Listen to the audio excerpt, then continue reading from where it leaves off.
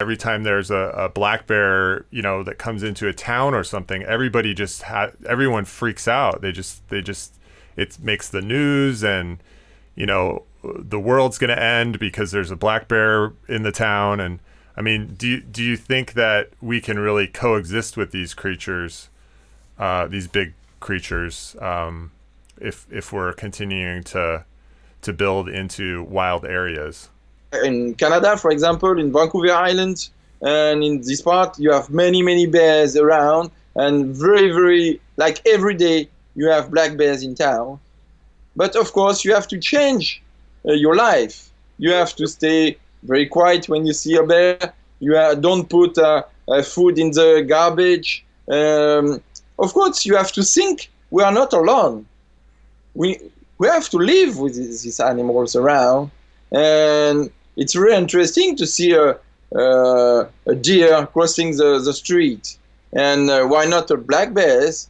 And in some place, it's easy to see black bears. And some years ago, I made a movie in Japan, and you have black bears, Asiatic black bears, at 2 hours from Tokyo, coming in town.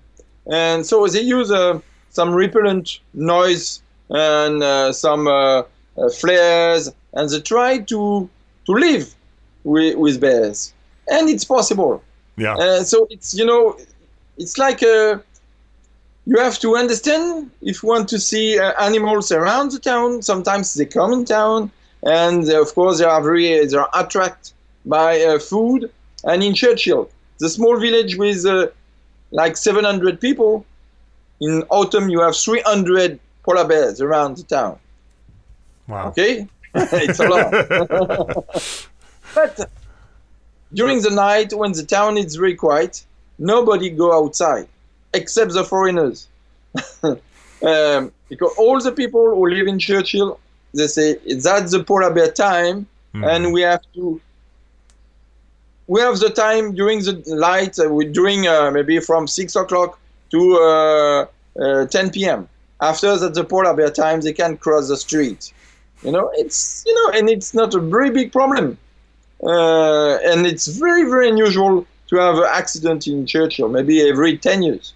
Yeah. Of course, the kids, when they are going to the school, they learn how they have to move. If they see bears in the street, they put something very far something on the head to protect the head.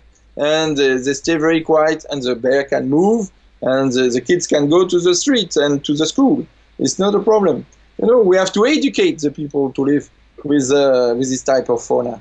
Yeah. Because now a lot of people live too far from nature.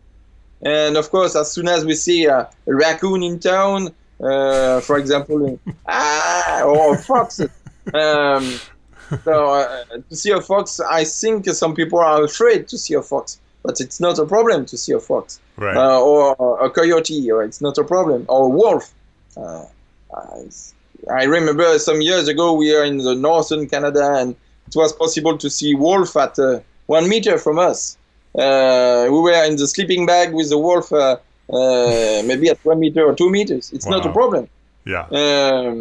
So we have to learn to spend a lot of time in the nature, and to learn to live with the nature.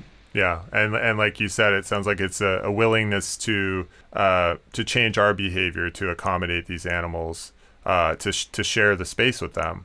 As unusual as that may seem.